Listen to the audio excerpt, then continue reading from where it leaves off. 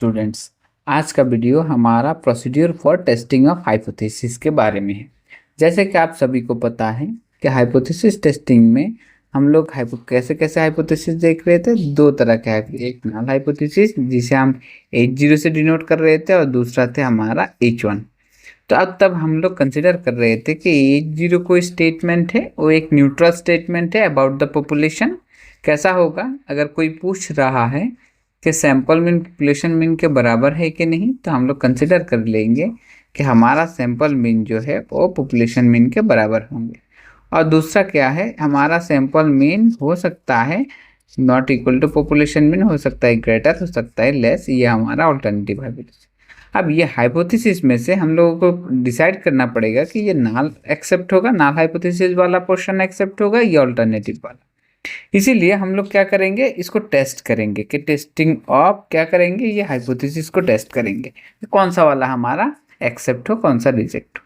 तो इसी टेस्टिंग के लिए आपको क्या मिलेंगे, आप लोग सोच सकते हैं कि हमें कुछ प्रोसेस से गुजरना पड़ेगा। What can be the process? The process is yes so I can you can think about like that. This is the steps for hypothesis testing. Hypothesis testing. So what can be the steps? If you wish to think about the steps, so I am considering what is my first step.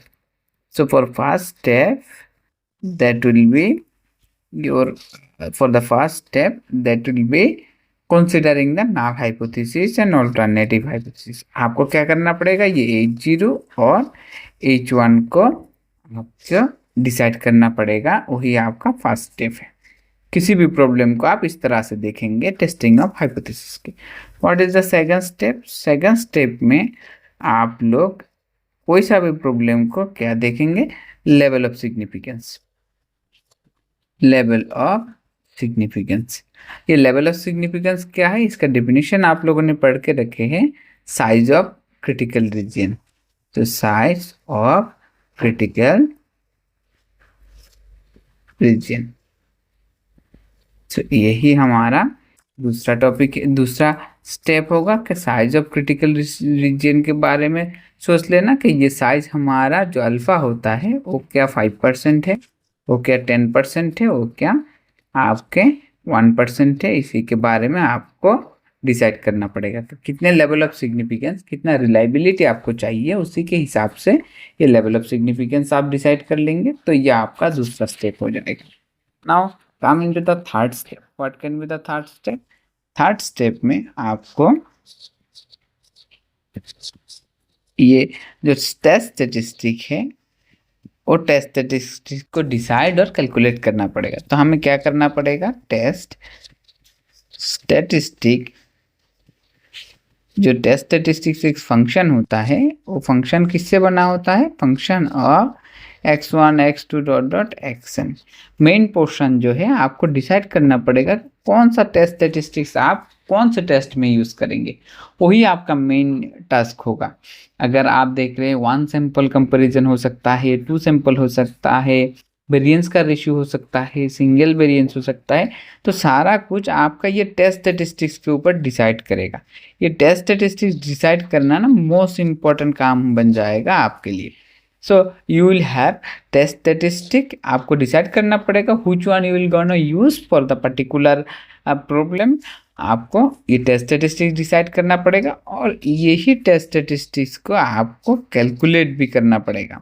Suppose आपने test statistics consider कर लिया है 1/n summation over xi, तो ये हमारा mean का formula है। और तभी आपको क्या करना पड़ेगा, अगर आपका टेस्ट स्टैटिस्टिक्स ये है तो आपको इसी को tn को आपको कैलकुलेट करना पड़ेगा। तो आपको क्या मिल जाता है, एक कैलकुलेटेड वैल्यू मिल जाता है टेस्ट स्टैटिस्टिक्स का। ये हमारा थर्ड स्टेप होगा। Now come into the fourth step. Fourth step में आपको क्या मिलेंगे, fourth step is nothing but conclusion step. तो फोर्थ स्टेप में आप क्या करेंगे, फोर्थ स्टेप में आपको कंक्लूड करना पड़ेगा। कंक्लूजन,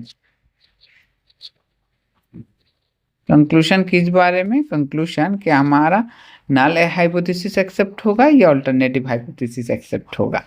नाल हाइपोथेसिस एक्सेप्ट होगा, ये ऑल्टरनेटिव हाइपोथेसिस एक्सेप्ट होगा। इसलिए आप क्या करेंगे, जैसे कि आपने कैलकुलेटेड वैल्यू कैलकुलेट कर लिया है, सेम वे आपको क्या गिवन रहेगा, इधर गिवन रहेगा, नहीं तो आपको टेबल से देखना पड़ेगा।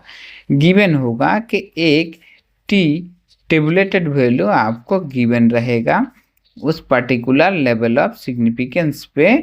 जैसे कि ये जो लेवल ऑफ सिग्निफिकेंस आप कंसिडर करेंगे, उस लेवल ऑफ सिग्निफिकेंस पे आपको एक गिवन टेबुलेटेड वैल्यू रहेगा। और आपको इसको कैसे यूज करना है, आप कैसे कंक्लूड करेंगे कि मेरा नाल हाइपोथेसिस एक्सेप्ट होगा या रिजेक्ट होगा। इसके लिए आप क्या करेंगे, टी ये जो कैलकुलेटेड है आप इसी को देखेंगे, क्या ये लेस और इक्वल है मेरा टेबुलेटेड से, टी टेबुलेटेड से। अगर लेस इक्वल है तो इसका मीनिंग ये है कि आपका H0 मतलब नाल हाइपोथेसिस जो होगा वो आपका एक्सेप्ट हो जाएगा। और दूसरा क्या है, दूसरा है टी, अगर आपका ये ग्रेटर बन रहा है तो आपका ये क्या डिसीजन देगा कि मेरा टी कैलकुलेटेड वैल्यू जो है वो टी टेबुलेटेड वैल्यू से बड़ा आ रहा है, मतलब हमारा कैलकुलेट किया हुआ वैल्यू टेबुलेटेड वैल्यू से बड़ा आ रहा है, तो हम क्या करेंगे, H0 को रिजेक्ट कर देंगे। आप आराम से कर सकते हैं। और इसके लिए दूसरा अप्रोच भी है, P value approach. P value approach में आप लोगों को क्या करना पड़ेगा, पी वैल्यू के ऊपर डिपेंड करके आपको नाल हाइपोथेसिस को एक्सेप्ट और रिजेक्ट करना पड़ेगा। जब आप लोग मैनुअली करेंगे, मतलब पेन और पेपर मोड से करेंगे, तब आप लोग ये टेबुलेटेड वैल्यू वाला अप्रोच ये यूज करेंगे। जब आप लोग प्रोग्रामिंग करके करेंगे, प्रोग्रामिंग यूज करके करेंगे, तब आप लोग पी वैल्यू वाला अप्रोच यूज करेंगे। ठीक है, तब पी वैल्यू वाला अप्रोच यूज करेंगे। तो हमें क्या मिल जाता है, this are the steps for procedure of testing of hypothesis. और यहाँ पे सबसे इंपॉर्टेंट है आपके ये टीएन को डिसाइड करना। ये टीएन क्या क्या हो सकता है, टीएन आपका ये जो टेस्ट स्टेटिस्टिक्स है आपका,